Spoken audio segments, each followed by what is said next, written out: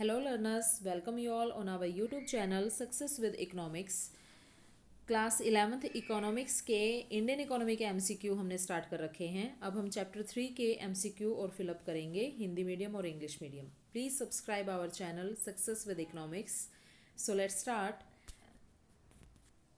कृषिगत सुधारों से क्या अभिप्राय है? क्वेश्चन नंबर फर्स्ट है, जो एग्रीकल्चरल सेक्टर रिफॉर्म्स हैं उनका क्या मीनिंग है? कृषि में तकनीकी सुधार होना और भूमि सुधार होना, दोनों ही ऑप्शन आएंगे ए और बी, तो option C will be right answer. Question number first का सी। निम्नलिखित में से कौन सा भारत में कृषि के पिछड़ेपन का कारण है? एक तो सिंचाई का अभाव, एग्रीकल्चर हमारी पिछड़ी हुई है। क्यों? सिंचाई का अभाव है, वर्षा पर डिपेंडेंसी है, टेक्नोलॉजी पिछड़ी हुई है, उपरोक्त सभी, तो D will be right answer. छिपी हुई बेरोजगारी भारतीय अर्थव्यवस्था के किस क्षेत्र में पाई जाती है? छिपी बेरोजगारी कृषि में पाई जाती है। छिपी बेरोजगारी मतलब डिस्गाइज्ड अनएम्प्लॉयमेंट, जहाँ पर ज़्यादा व्यक्ति काम पर लगे हुए हैं लेकिन इतने ज़्यादा व्यक्तियों की वहाँ पर ज़रूरत नहीं होती। अगर उन एक्स्ट्रा बंदों को वहाँ से निकाल के किसी दूसरे सेक्टर में उनको अगर रोज़गार मिल जाए तो भी कृषि में कोई प्रोडक्शन में कमी नहीं आएगी, क्योंकि उनकी मार्जिनल प्रोडक्टिविटी ऑफ लेबर क्या होती है? ज़ीरो होती है। ठीक है, इसलिए कृषि में ही छिपी हुई बेरोजगारी, अदृश्य बेरोजगारी या डिस्गाइज्ड अनएम्प्लॉयमेंट पाई जाती है। तो तीसरे का डी ऑप्शन। नेक्स्ट है क्वेश्चन नंबर 4। तकनीकी सुधारों के कारण कृषि क्षेत्र में उत्पादकता बढ़ी है, क्योंकि नए नए टेक्निकल रिफॉर्म्स हुए हैं, न्यू न्यू मशीन आई हैं, जिसकी वजह से प्रोडक्टिविटी बढ़ गई है। जोतों की चकबंदी से क्या अभिप्राय है? मतलब जो लैंड होल्डिंग या कंसोलिडेटेड चकबंदी करना, बिखरे हुए खेतों को, खेत जो थे बिखरे हुए खेत, उनको एक खेत में परिवर्तित कर देना। तो पांचवें का ऑप्शन ए। इधर उधर बिखरे हुए खेत थे, उनको एक जगह दे दिया, जिससे उनमें सिंचाई अच्छे से हो जाए, प्रोडक्शन अच्छे से हो जाए, मार्केटिंग अच्छे से हो जाए, सारी चीज़ें। रासायनिक उर्वरकों के प्रयोग से क्या मतलब है? रासायनिक जो ये फर्टिलाइजर वगैरह हैं, इनके प्रयोग से क्या होता है? परती छोड़ने में कमी होती है और कृषि के अंतर्गत कुल क्षेत्रफल में वृद्धि होती है।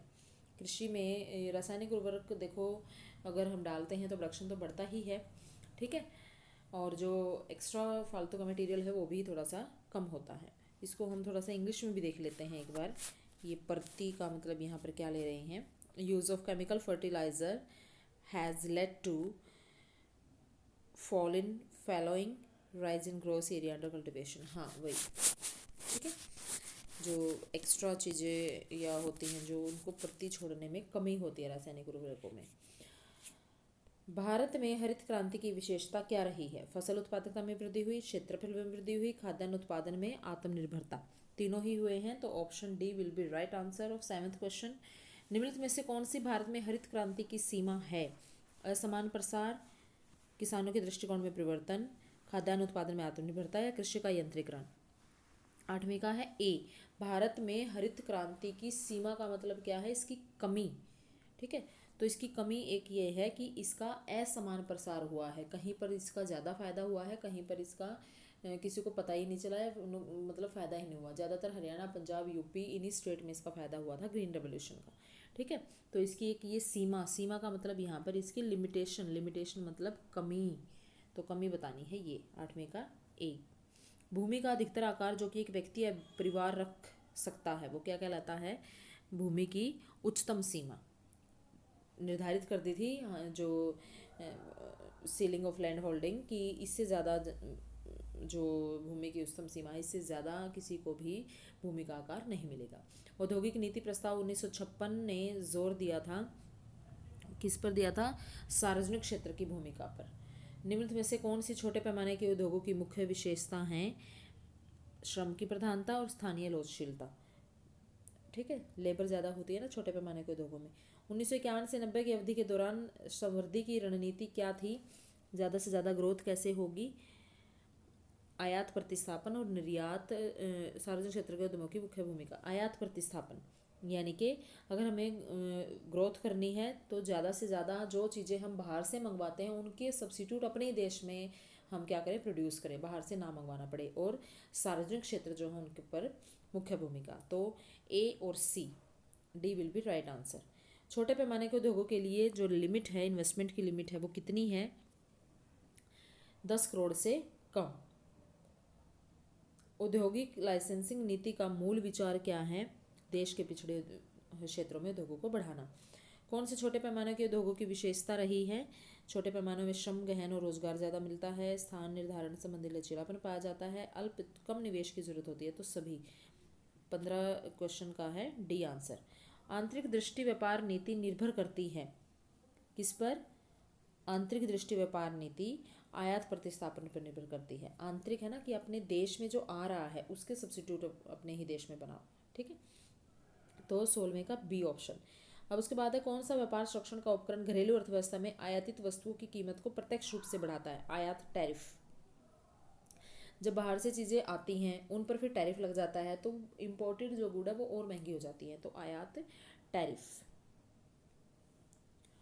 अब उसके बाद है, ये सारे क्वेश्चन आई होप आपको समझ आ गए हैं। अब हम करेंगे फिलअप। उत्पादकता से अभिप्राय प्रति हेक्टेयर भूमि के उत्पादन से है। पर हेक्टेयर भूमि में, 1 हेक्टेयर में कितना जमीन होती है? 2.5 एकड़। तो उसमें जितना प्रोडक्शन हुआ दैट इज भूमि के उत्पादन, that is production of land. तो इसमें आएगा उत्पादन। उसके बाद है बेरोजगारी भारतीय कृषि के अंतर्निहित विशेषता है। छिपी हुई बेरोजगारी, अभी मैंने समझाया था कृषि में ही छिपी बेरोजगारी पाई जाती है। अपनी अधिकांश वित्तीय आवश्यकताओं को पूरा करने के लिए छोटे किसान क्या करते हैं?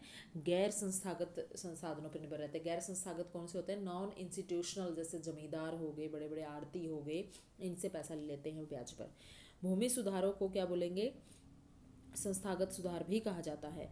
सहकारी खेती छोटे भूमिधारकों की सौदा शक्ति बढ़ाती है। सहकारी खेती, ठीक है, जो कोऑपरेटिव फार्मिंग है। पहले चरण में हरित क्रांति से लाभ प्राप्त करने वाला राज्य कौन था? तमिलनाडु। हरित क्रांति से पहले चरण में जब ज़्यादा लाभ हुआ था तमिलनाडु और गुजरात में से पूछा हुआ है। वैसे अगर सबसे ज़्यादा लाभ देखे तो हरियाणा, पंजाब, यूपी को हुआ था, बट यहाँ 2 ही ऑप्शन दे रखे हैं ना, 2 में से बताना, तो तमिलनाडु को। किसानों को अपने उपभोग के अतिरिक्त जो उत्पादन प्राप्त होता है वो कौन सा होता है? बिक्री योग्य होता है। अब हमने मान लीजिए हमारी फसल हुई, जितना हमने कंज्यूम करना है उतना रख के बाद में हम उसको क्या कर देते हैं? बेच देते हैं, तो वो बिक्री योग्य हो गया। ये सरकार की लाइसेंसिंग नीति का उद्देश्य क्या है? क्षेत्रीय समानता हो, सभी सेक्टर में इक्वालिटी हो। छोटे पैमाने के उद्योग क्या होते हैं? श्रम गहन, जहाँ पर लेबर ज़्यादा लगती है। सन 1990 तक हम कैसी दृष्टि व्यापार नीति पर निर्भर करते थे? आंतरिक दृष्टि पर, आयात प्रतिस्थापन की नीति, ठीक है। अब बाह्य दृष्टि का मतलब क्या होता है? ज़्यादा से ज़्यादा एक्सपोर्ट करना, बाहर भेजना सामान। डैश विदेशी विनिमय बचत करने की वह नीति है जिसके द्वारा उन वस्तुओं के घरेलू उत्पादन को प्रोत्साहन दिया जाता है जिसका देश शेष विश्व से आयात करता है। आयात प्रतिस्थापन अभी बताया मैंने, बाहर से जो सामान मंगवाएंगे उनका अपने घरेलू उत्पादन को बढ़ावा देना। सार्वजनिक क्षेत्र के उद्योगों के संरक्षण में अकुशल सार्वजनिक एकाधिकार को जन्म दिया है। ज़्यादा से ज़्यादा पब्लिक सेक्टर के जो उद्योगों थे उनको बचाने के चक्कर में उन्होंने मोनोपोली का रूप ले लिया है, अकुशल टाइप की मोनोपोली, ठीक है।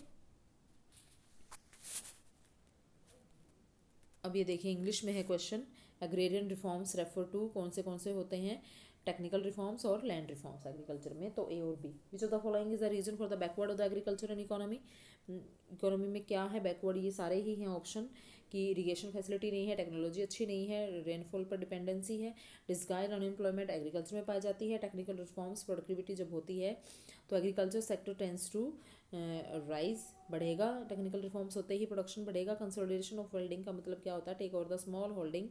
Conservation of scattered into a unified, जो 5वें का है ए, जो स्कैटर्ड थी उनको एक यूनिफाइड होल्डिंग करना, बिखरे हुए खेतों को एक खेत बनाना। यूज़ ऑफ केमिकल फर्टिलाइजर, ये भी बताया था मैंने, बी और सी ऑप्शन आएगा इसका। ग्रीन रेवोल्यूशन इंडिया में green revolution is characterize spot in crop productivity,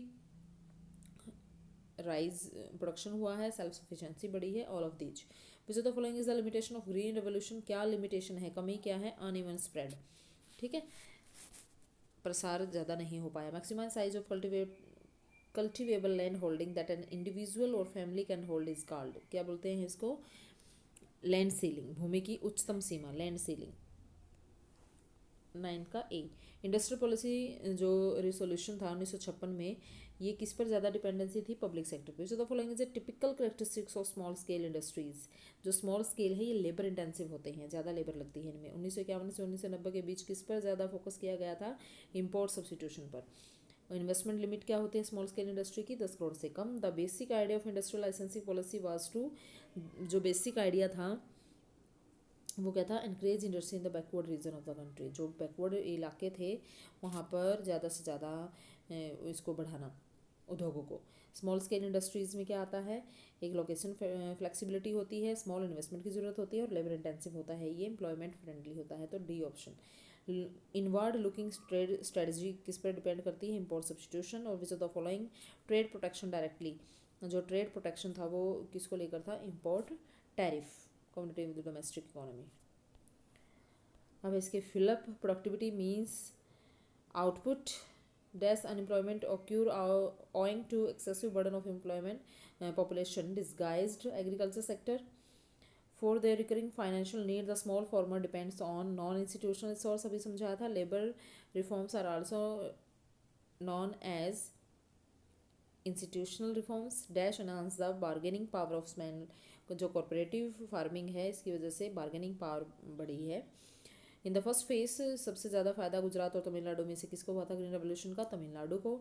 surplus जो फार्मर का आउटपुट होता है कंजप्शन के बाद उसको क्या कर देते हैं, मार्केट में बेच देते हैं, तो मार्केटेबल। लाइसेंसिंग पॉलिसी गवर्नमेंट की was to promote regional equality. Next है small scale industries labour intensive होती है। Till 1990 we were relying on, किस पर हम डिपेंड करते थे ज़्यादा से ज़्यादा, इनवर्ड लुकिंग पॉलिसी पर। And import substitution is a strategy, import substitution होता है जिसमें हम डोमेस्टिक प्रोडक्शन घर पे ही, यानी कि अपने घरेलू क्षेत्र में ही ज़्यादा से ज़्यादा इंपोर्ट करने वाली चीज़ों को अपने इधर ही उनके सब्सिट्यूट हम प्रोड्यूस कर देते हैं। Protection of public sector led to growth of inefficient monopolies, inefficient अकुशल एकाधिकार को बढ़ावा मिला है सार्वजनिक क्षेत्र को ज़्यादा प्रोटेक्ट करने से। आई होप आपको ये वीडियो बहुत अच्छी लगी है, बिल्कुल समझ आए हैं आपको। हिंदी और इंग्लिश मीडियम दोनों में ही ये क्वेश्चन थे। चैप्टर 3 था ये इंडियन इकोनॉमी का। तो please like and share this video, please subscribe this channel. Thank you very much.